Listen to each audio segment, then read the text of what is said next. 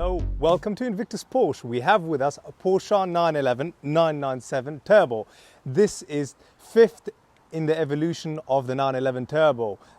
The first being the 930, then the 964, the third being the 993, the fourth being the 996, and this being the fifth, in my opinion, the most gorgeous and the best of the lot, the 997 Turbo.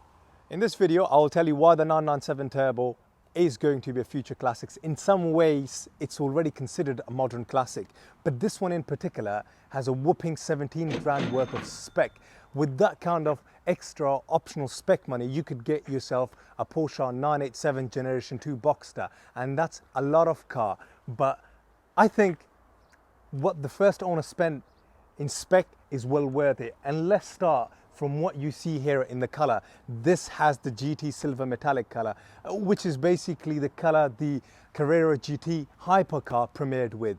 And also the GT Silver Metallic differs from normal metallics because it has a higher metal flake content than is usual, making it more lustrous, deep and reflective. The 19-inch turbo alloys weren't actually an extra optional. They came as a standard, but I want to talk about it because as standard, the color that it came in with matches the GT Silver right here. But it's what's behind this front area of the alloys that matters in this instance, because that is PCCB, Porsche Composite, Porsche Ceramic Composite brakes. And it costs, something like 6 grand as an optional. But if you don't know what PCCB is, all you need to know it is a braking system from heaven. It has xenon lights with headlight washers, the front lip spoiler. It's got the LED fog lights here at the bottom. It's an extra optional aftermarket sort of a thing. Sunroof. I love these side air intakes. They look absolutely phenomenal. This nice wide ass, makes it really stand apart. It's got an absolutely beautiful look at the back, but at the same time, it's a nice, clean design. It's not overcomplicated by having loads of, curves and lines. It's simple. It's in some ways quite pleasing to the eye. It has stone grey leather interior with a Porsche crest embossed on the headrest, and I love the touch of the outside being brought onto the inside, such as having the GT Silver top stitching, and the central console also in that GT Silver light color. This has the sports seats with the 16-way adaptive and electrically adjustable seats. The extended leather package is basically from the front of the dash all the way to the back of the dash. It's got the Chrono Sports Plus package with the sports button, PASM button, has a sports shifter, and the sports shifter is only actually fitted to 30% of the manuals on Auto Trader, which is 8% of all the 997 Turbo. And the biggest item on this is the manual gearbox. Only 30% of the 997 Turbos on Auto Trader are manuals. The rest are either Tiptronic or PDK, and that is currently speaking as of right now, which is 14 July 2021. The rest of the spec includes the Alcantara roof headlining, the HomeLink garage door opener, the Bose system, air conditioning, PASM, and there might be a couple of things that I've missed, but this is everything one would want from a bucket list. Well, this produces 473 brake horsepower, 620 Newton meters of torque. The top speed is 193 miles per hour. However, due to Porsche's infamous conservative performance figures, it has been known that these cars in the right conditions can hit 200 miles per hour.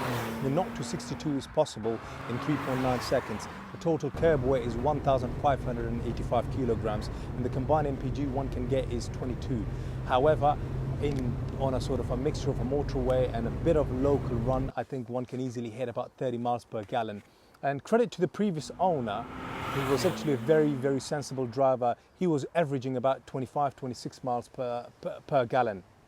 But it's the sought-after Mesca engine in the 997 Turbo that actually makes them so sought-after and so classic.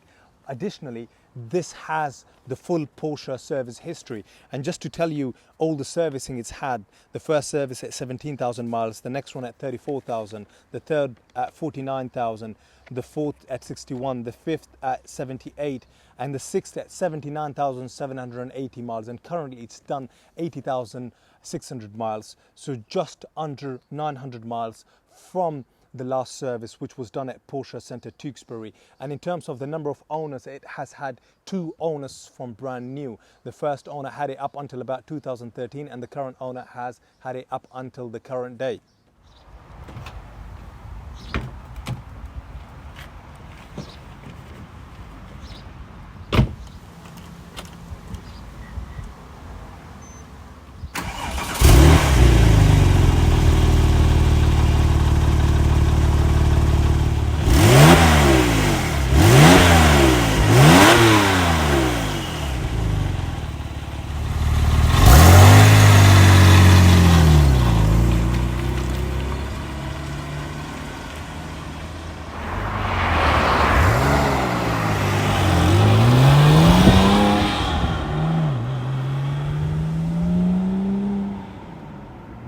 Well, the driving experience, wow, it is something. So far I've done about 100 miles in it, and I've enjoyed every single second of it.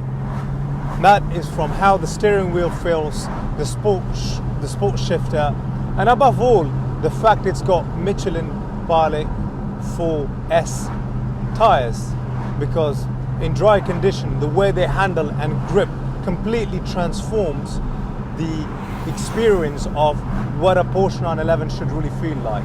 It's out of this world. I call the 997 Turbo a pocket rocket. It's a very agile, small-bodied, snappy car. It does exactly what you need it to do, and it has that touch of a classic car. I mean, the way it feels and the way it handles. I mean, we're on this beautiful countryside lanes, and the way it goes around corners and the way it picks up speed and it grips is out of this world, and it is really an experience, and I call it a labor of love. And a labor of love not in the sense that you've got to work too hard for the love. It's there from a safety point of view. It's got traction control, ABS, and it has got all the other electrical gimmicks that you would expect from a modern classic car to keep you safe and to keep you, living. Comment, like and subscribe, and I hope you've really enjoyed the video. Thank you for your time.